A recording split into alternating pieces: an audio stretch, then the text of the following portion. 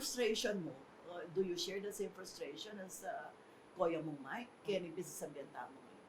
Opo, actually, ano ba? Anyang, mapilan din ka rin kakilala ko ka rin kaluguran ko na nan Kapampangan. Pache, pumunta laki ng Pampanga. Mag-expect lapin na ila mismo bisa lang mabiyasa. Like, ila mismo bisa lang mabiyasa. Pero ita pining problema na mismo rin Kapampangan, they'd rather do the easy way of managhalog na lang or mag-English na lang and all. So, I think ito yung paka-frustration ko bilang anak na youth na seeing all this happen around me, the realities na kirakalan ka rin kabalenta mo na gugulutan din na mapa unconsciously or consciously gugulutan din yung mismo tamang mano. And kakaling mo din yung kikatamong panibatan. And I think kita magsimula yung advocacy ako na nung balo mo yung panibatan mo, balo mo yung history mo, yung kasalisayan mo, balo mo rin kung noon ka pupunta. Ano man yung dreams tamo or aspirations tamo, hopes tamo bilang tao or bilang community, palagi ako mas malino yan nung balo tamo ng tamang manibat. And I think, mo naman nakawaning mismong culture, yung language, yung history, karing may aliwang social issues Kasi mitatayad na rin. And seeing thinking mismong landscape ng Pilipinas, nung how we value history especially now na very matinig yung katamo yung pisabihan na historical distortion, disinformation.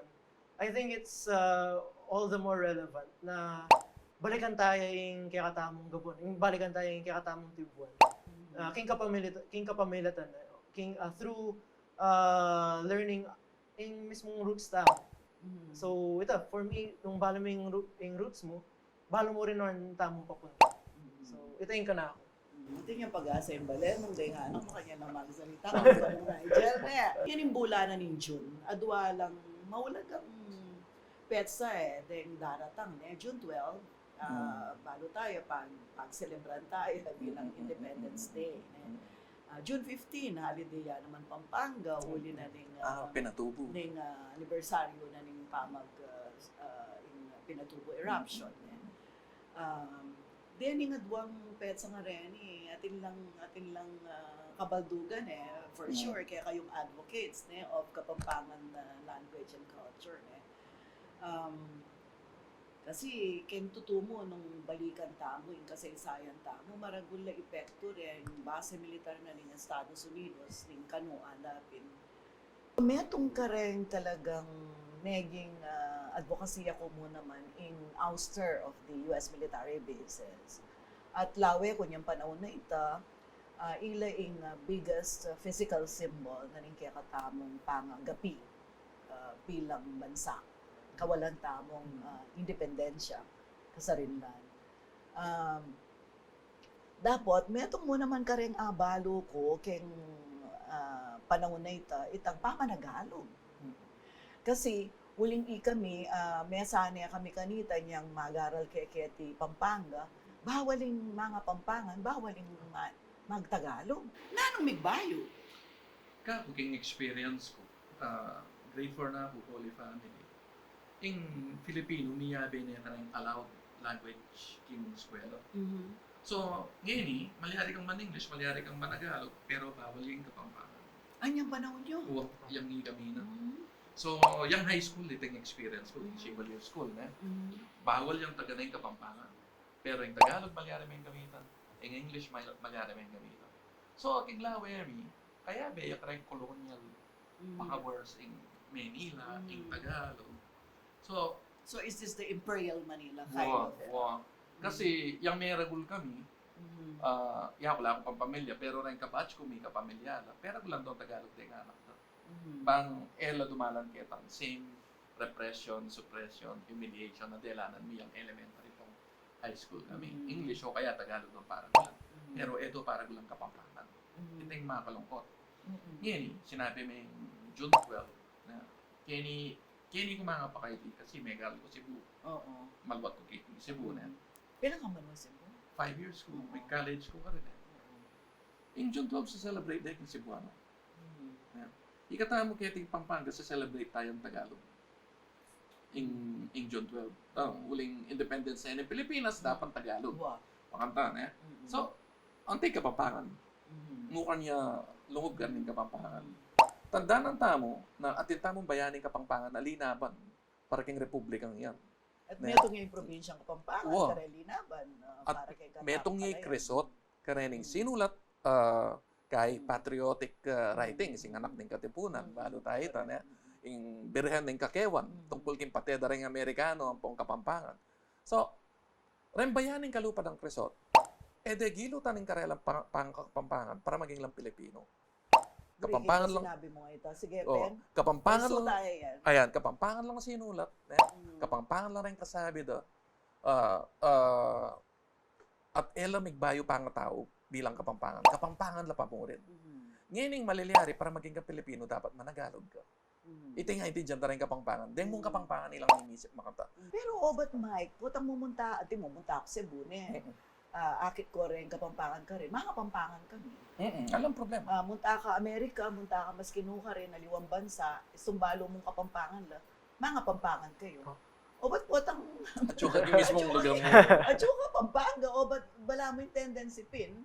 Isumatin mong may payalo kaya kayo na kaluguran nyo, na balo yun, makambya sa mga Kapampangan.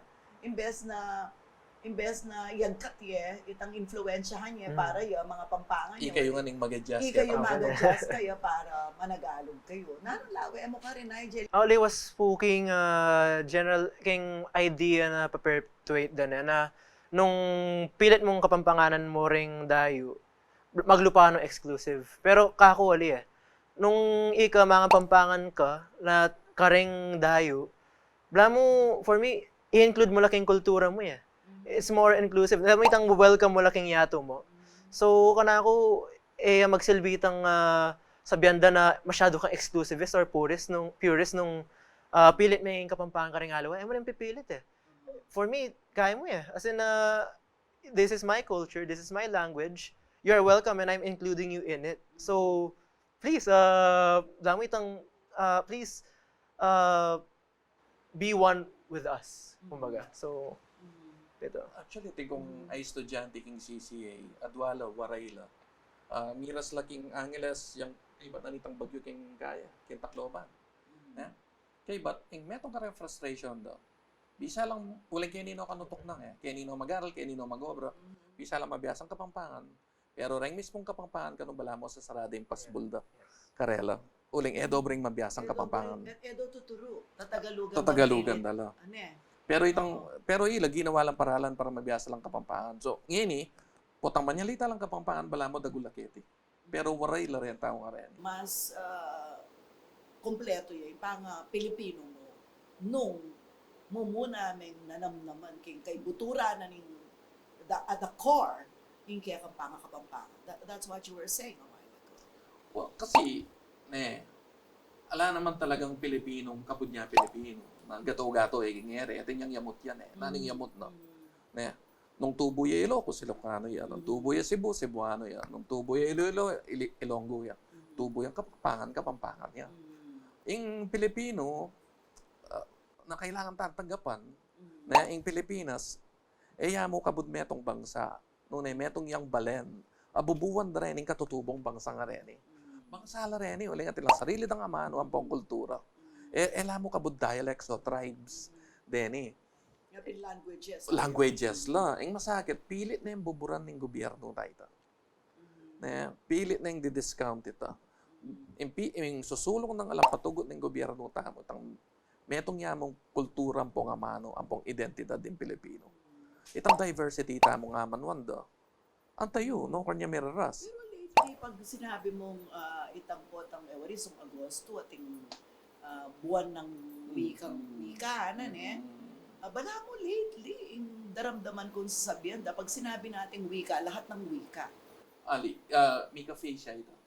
Inyang panahon na Nolasco, yung head na ng KWF, Ricardo Nolasco, professor yung linguistics ng UP, yung mag-introduce kitang idea yung mga wika. So, elila na itang buwan ng wika into buwan ng mga wika. Unang siyempre, masikan la hegemony ren Tagalog. Pinabit din no Lasco, any ayaring term na bilang KWF. Binalik din ba si Bayo Ketampuan ng wika? See? Pero bala mo, yung daramdaman kong yan, siguro, Na ibalik din ta. Sana. sana ibalik. Pero leko din yung MTV MLE. So, makanalo mong isipan na Sige, balik din ito. please explain that.